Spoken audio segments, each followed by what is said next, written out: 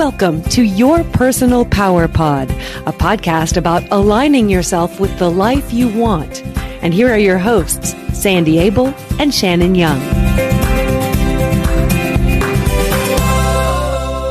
Shannon, how are you today?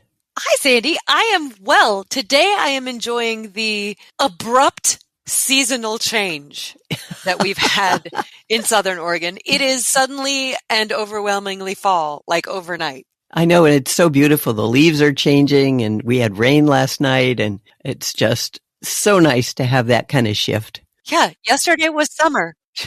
Yeah, it was. I love that about where we live, is that we definitely have seasons. Yes. And none of them are extreme or dramatic, but they're all beautiful. Very cool. I'm glad that you're enjoying that. This is my favorite season. I know it is not yours, and I'm sorry about that. There are parts I really like about it. Why is it your favorite season? There's something about the energy of fall that matches mine. So I feel like I fit in the universe during fall. Whereas at other times of year, I feel like maybe I'm moving too fast or too slow to keep up with the rest of the world. And I just don't feel that way in fall. That's fascinating. Maybe we should explore that more one of these days. That would be fun. Welcome to my weirdness. I think it's your awesomeness. Thank you. So what are we talking about today? Today we're talking about strength, power, and vulnerability. Ooh. People often think that strength and power are the same thing, but they're really very different and function differently in your life. Then there's vulnerability, which many people think is a weakness, but really the opposite is true. As long as you can use boundaries, vulnerability is a real good strength. The three of them together are kind of like two of these guys are doing the same thing. One of these guys is doing their own thing. Vulnerability isn't a word that I think most people would put with strength and power. I know, but it takes a lot of strength to be vulnerable. That's true. Okay, so tell us about strength. Strength is resilience, the ability to endure challenges, push through obstacles. It's that internal force that keeps you going even when the odds are stacked against you. You see that a lot in the military or on the football field. It's a quiet, personal, deeply internal thing that you use just to keep persisting. I like that you say it's quiet because I've noticed often in my life when I need to dig down deep and keep going through something, talking about how uncomfortable I am or how much I hate this makes it harder to do that. Yeah, and it makes it bigger, actually. It makes it bigger. And so often you see this on social media. People will complain about relationships or jobs and bosses they don't like or situations that are really hard for them. And I always want to say, you're amplifying the problem. Yes, like, exactly. Keep this to yourself. It's hard to explain it, but it really, the phrase digging down deep is what it feels like. Yeah, you just be firm and unwavering and clear on where you're going, what you're going to do, and you're resilient. You don't let things stop you. Is it the same as grit? Yeah, I would think strength and grit are pretty similar. What do you think? Grit has more of a rawness to it, more of a jagged edge, I think, but they feel, maybe when you say the military, like I've known people who've been in the military and especially Marines like to talk about the suck factor. Yeah, right. And about how that's kind of a source of pride for them, that the harder things are, the more they like it because they have to flex that strength muscle. Yeah. It helps you persevere through difficulties and grow from adversity. And it also helps you build self-trust. When you know you can withstand challenges, you trust yourself more deeply. That's nice. This is where that phrase, bend before you break, comes from. Yeah. Like learn how to adapt and bend rather than being inflexible and snapping. Yeah, exactly. Although there is a downside to relying too heavily on your strength because you can become so focused on being strong that you ignore your own emotional needs or burn out. Yes. If you over-identify with your strength, it can create a barrier to vulnerability. There's a really interesting book I read forever ago. I think I even interviewed the author, called Survival: Who Lives, Who Dies, and Why? Wow. It's a really fascinating book. And one of the stories he tells is about a Navy SEAL type guy, diehard, lived through anything, who went rafting one time, fell out of the raft, and they were trying to get him to come back into the raft, and he just laughed and shrugged it off and was like, I got this, I can survive anything. And he drowned. Oh, no. Oh, because dear. he was so focused on being strong and tough that he didn't pay attention to the signs and do what he needed to do to save himself. Oh, that's really a sad story, but very powerful. And it explains strength is really important, but you also have to not let it kill you. If you over-identify with it, it can create terrible problems. I guess part of being strong is knowing your weaknesses. Exactly. And then there's power, which is different because it's about influence, the ability to create change either within yourself or in the world around you. And it's more external. Strength is internal. It's how you move through things. Power is more external and expressed in many forms through words, actions, or presence. They're kind of hard to tell apart. I guess when you know somebody who's powerful, you can see them as strong, but are they subsets? Like, is power part of being strong, or is being strong part of being powerful? I think they can go together, but they can be very separate. You can be powerful, uplift and control people, but it's how it's used, whether it's good or bad. Strength is an internal thing, how you control yourself, basically. And power is more external, how you control yourself and others. So, like, for some reason, I'm thinking about Taylor Swift, who is, without a doubt, a strong person. You don't get where she is without being strong. Right. But because she is that strong and has gotten to where she is, and the way she runs her life and moves through the world, she is powerful. Right. And with her, power is really positive because it's rooted in empathy and responsibility and can lead to great leadership and innovation and inspiration, which is what she does. She spreads good in the world. Mm-hmm. I read somewhere that every city she performs in, she gives $100,000 to the local food bank. Mm-hmm. She didn't make a big deal out of that. She just does it. And that is powerful. With great power comes great responsibility.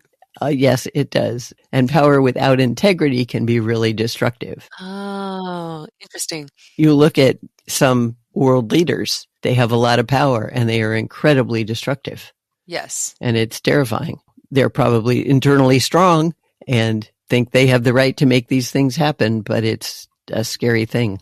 So when it's used well, it's energizing, not just for yourself, but for those around you. And it allows you to affect change in the world, advocate for what's right, set healthy boundaries, and doing that even inspires other people to tap into their own strengths. Yeah, just like Taylor Swift is doing. But the negative side of power is when it's used to manipulate or dominate. When you chase power for its own sake, it can be really toxic. And we've all seen how power unchecked can corrupt relationships, organizations, societies, countries, the world.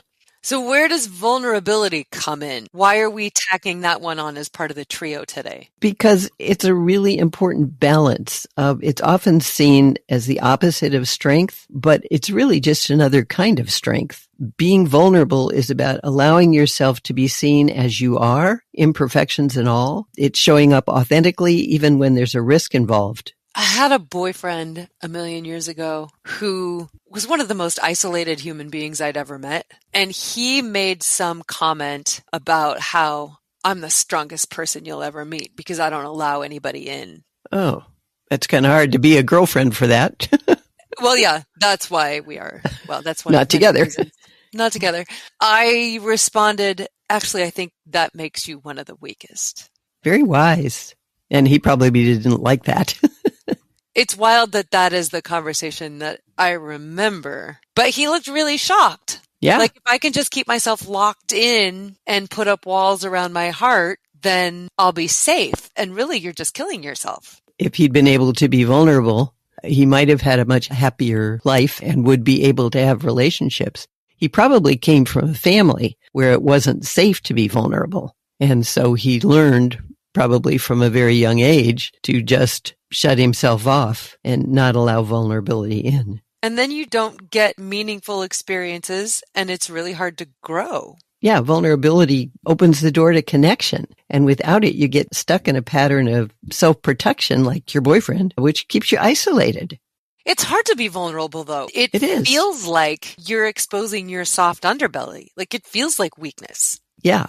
The really important thing is you choose with whom and where and when to be vulnerable. It can be taken advantage of, or you could be judged or rejected. It could lead to harm and, you could be in an unsafe place. So it's important to be aware of the people you are allowing yourself to be vulnerable with and when to be strong and make the distinction for that.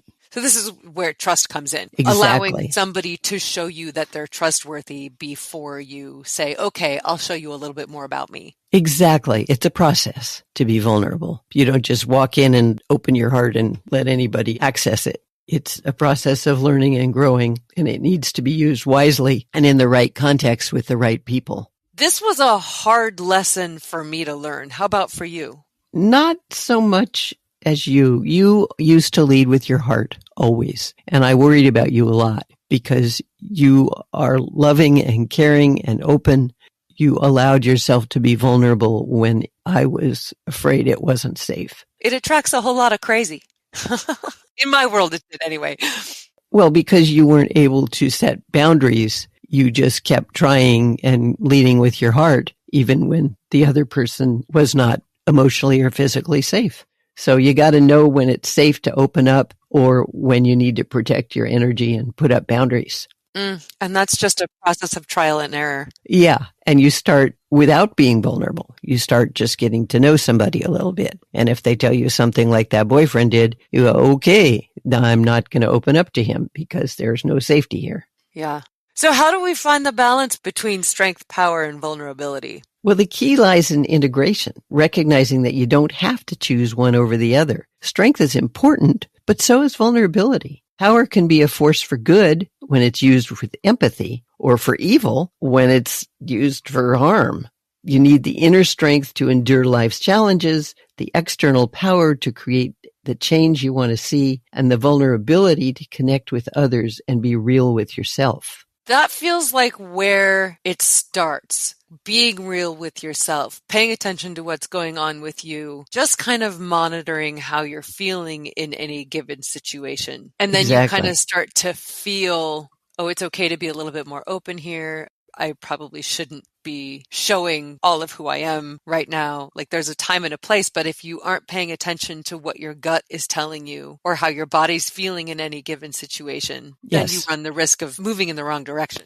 Exactly. Real power comes from understanding that strength doesn't mean hiding your emotions, and vulnerability isn't a sign of weakness. It's about knowing which part of yourself to lean on in different situations. That is key right there. And it's important to have all three and be in touch with all three. And that is key. I think saying strength doesn't mean hiding your emotions. Sometimes it takes strength to show your emotions. But there's a time and a place. Of course, all of this is subject to discretion. I was shopping the other day at some store I didn't need to be in.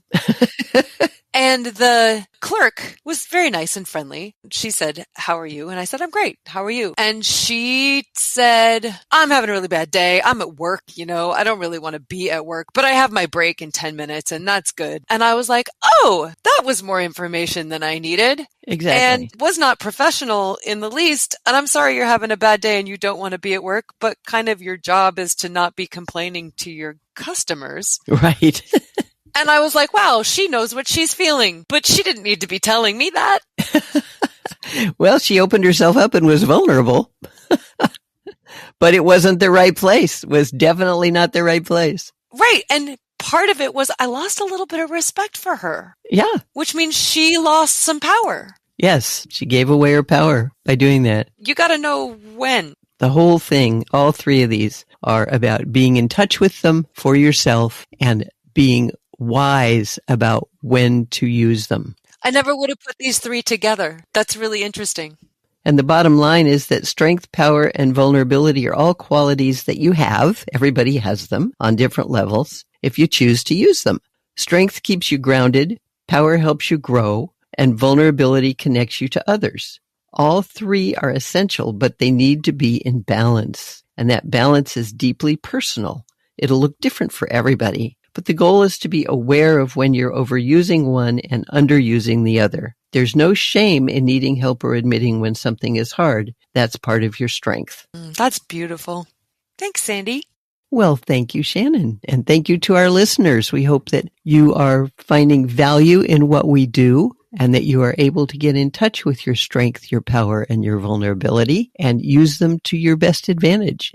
And we would love to hear moments in your life where you chose vulnerability and where doing so helped you evolve. Tell us those stories. Those are super magical moments. And then also, if you have ideas for a future podcast, share those with us, please. And you can do that by going to yourpersonalpowerpod.com, click the contact button, and then send us an email. You can also visit us on our YouTube channel, subscribe there, share that with your friends and family, get them in on the conversation. And if you are looking for a little bit of support, wanting to move forward in your life and want to learn about coaching, contact Sandy at insidejobscoach.com. And until next time, find your power and change your life.